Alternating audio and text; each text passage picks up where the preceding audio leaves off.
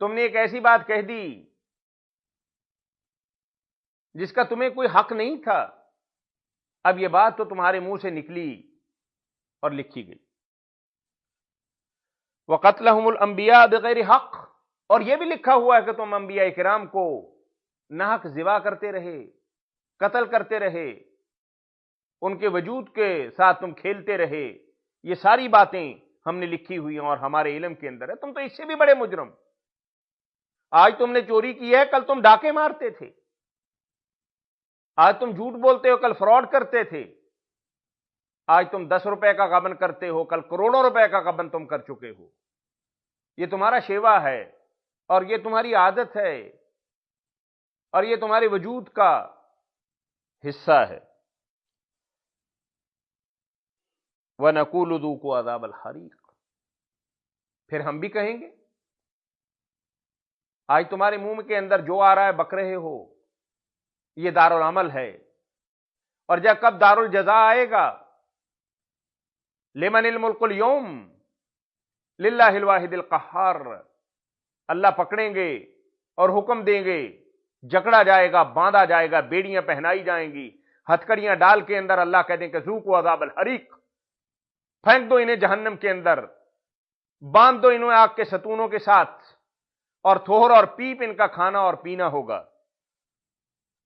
ذالک بما قدمت ایدیکم، یہ انجام ہے، یہ بدلہ ہے تمہارے اپنے ہاتھوں کا۔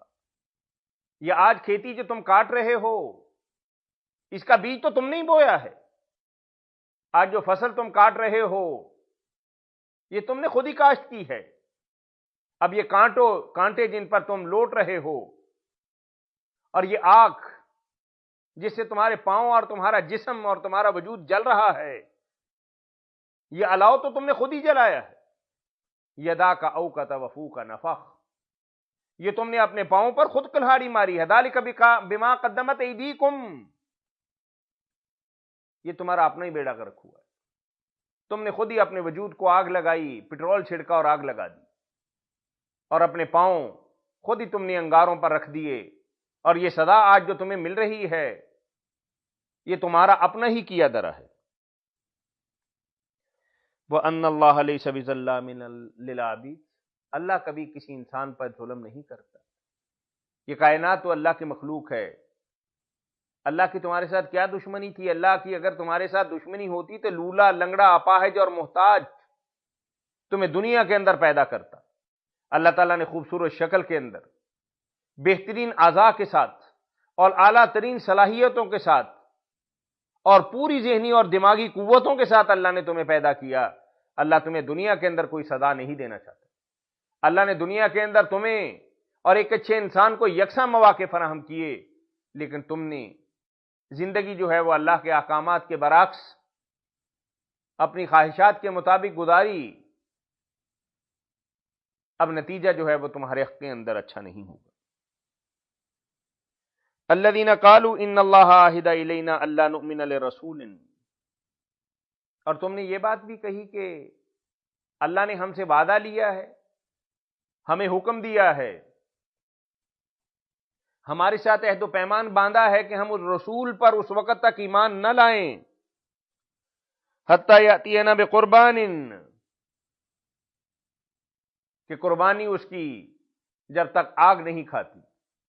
تورات کی بے شمار مثالیں اور آدم علیہ الصلوۃ والسلام کے بیٹوں کا ذکر اور پرانی شریعتوں کے اندر اعمال کی قبولیت کے لیے یہی بات ہوتی تھی کہ آسمان سے آگ آتی اور جس کے ذبیحے کو اور جس کی قربانی کو اور جس کی خدمت کو اللہ نے قبول فرمانا ہوتا، آسمان کی آگ اسے کھا لیتی۔ اب یہ بات اللہ کے نبی صلی اللہ علیہ وسلم سے کہہ رہے ہیں کہ اللہ نے ہم سے یہ عہد لیا کہ اس کی قربانی کو جب تک آگ نہ کھائے اس پر ایمان نہ لانا۔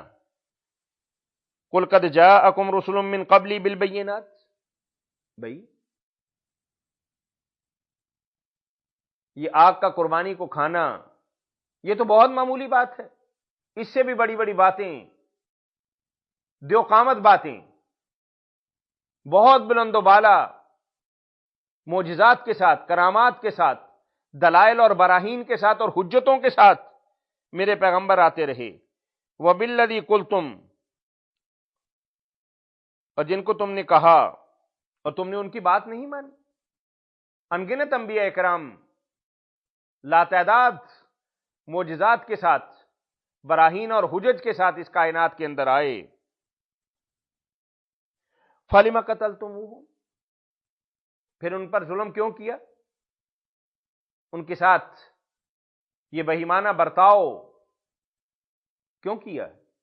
ان کنتم صادقین، اگر تم اپنے دعوے کے اندر واقعی سچے ہو کہ پیغمبر ایسا ہونا چاہیے، تو جو پہلے پیغمبر آئے ہیں کہ جن پر تم نے اپنی تلواریں اور اپنے نیزے اور اپنے خنجر چلائے ہیں اور تم ان پر ایمان نہیں لائے، جبکہ یہی دلیلیں اور یہی شہادتیں اور یہی معجزات وہ لے کر آئے تھے اور کھلے نشانیاں لے کر آئے تھے، اور تم نے ان کا قتل عام کر دیا، جبکہ تم اپنی آنکھوں کے ساتھ اور اپنے دل دماغ کی گہرائیوں کے ساتھ ان کی صداقت کو ماننے والے تھے۔ پھر یہ جرم عظیم تم نے کیوں کیا؟ یہ تمہاری عادت ہے اور تمہارا مزاج ہے۔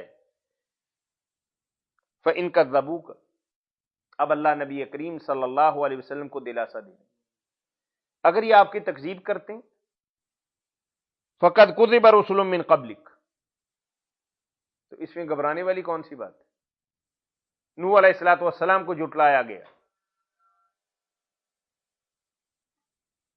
حضرت ابراہیم علیہ السلام کو جھٹلایا گیا، موسیٰ علیہ السلام کی رسالت اور نبوت کا انکار کیا گیا، اور عیسیٰ علیہ السلام کی نبوت اور ان کی شخصیت اور ان کے وجود کا اور ان کی پاک دامنی کا انکار کیا گیا۔ اگر آج آپ کا انکار کرتے ہیں تو یہ اس کائنات کا وتیرہ ہے۔ ذرا گردن گھما کر دیکھیے، پچھلا زمانہ، اس سے پچھلا زمانہ، اس سے پچھلا زمانہ، جب سے یہ کائنات وجود کے اندر آئی ہے، اس طرح کا ٹولہ ہمیشہ اس کائنات کے اندر موجود رہا ہے، جو اللہ والوں کو ٹھکراتا اور جھٹلاتا اور تڑپاتا اور رلاتا رہا ہے۔ جاؤ بالبینات، اور وہ پیغمبر بھی واضح دلائل لے کر آئے تھے۔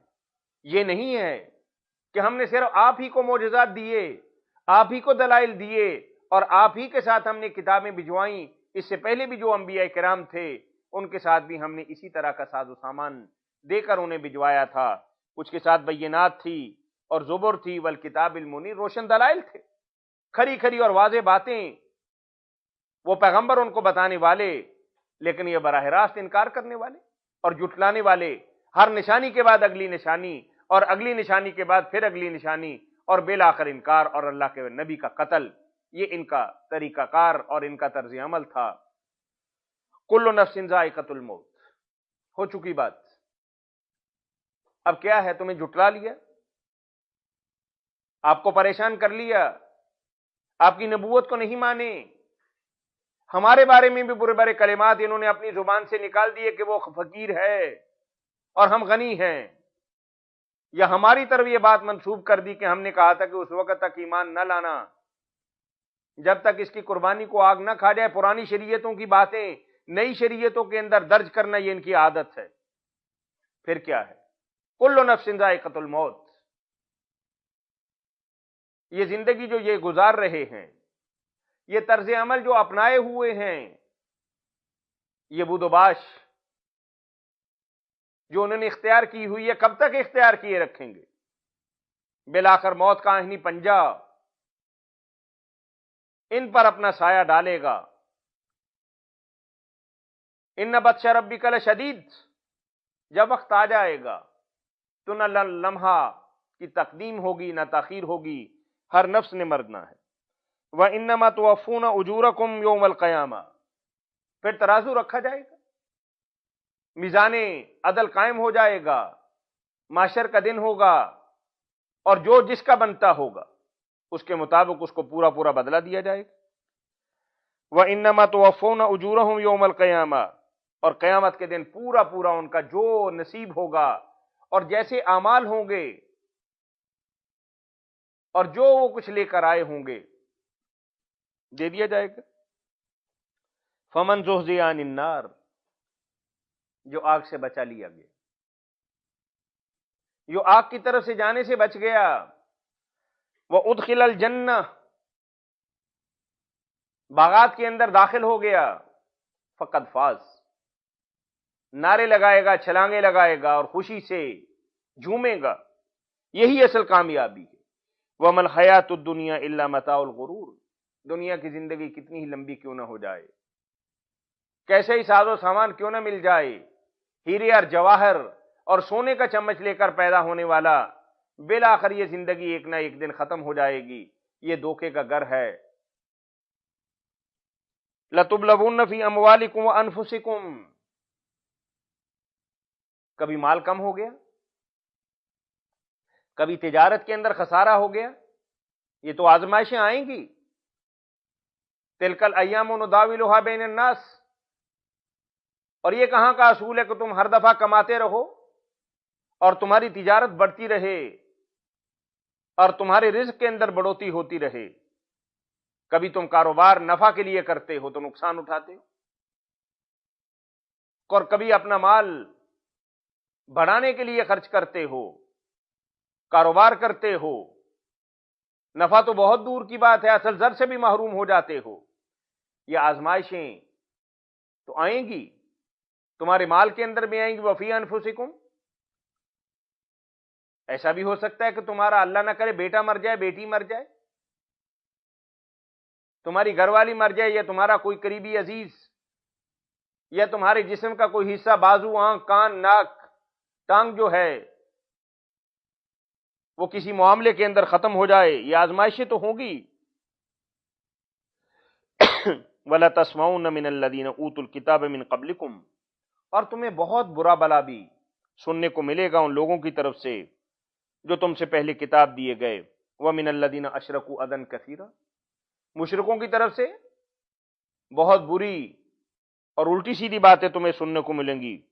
وَإِن تَصْبِرُوا وَتَتَّقُوا، اگر تو تم صبر کرو گے اور یہ سمجھو گے کہ اللہ ہمارا دیکھ رہا ہے، اور یہ صبر اللہ کی خاطر کرو گے اور اللہ ہی سے انجام کار کی توقع رکھو گے، فَإِنَّ ذَلِكَ مِنْ عَزْمِ الْأُمُورِ، تو پھر یہ تو بہت ہی کھرے کام ہوں گے۔ اب ان آخری آیت مبارکہ کے اندر اللہ وحدہ لا شریک فرما رہے ہیں کہ مال و دولت کے اندر کمی آئے گی، اور یہ دشمن بھی تمہیں الٹا سیدھا کہیں گے کہ تم اللہ کو ماننے والے تھے تو تمہارے مال کے اندر گھاٹا کیوں پڑ گیا، اور تم جہاد کے اندر نکلے تھے تو تمہارا بازو کیوں کٹ گیا، اب لولے لنگڑے اور اپاہج چلتے پھر رہے ہو۔ یہ ساری باتیں تمہارے سامنے آئیں گی، اگر صبر کرو گے تو اجر عظیم پاؤ گے۔ وآخر دعوانا ان الحمد للہ رب العالمین۔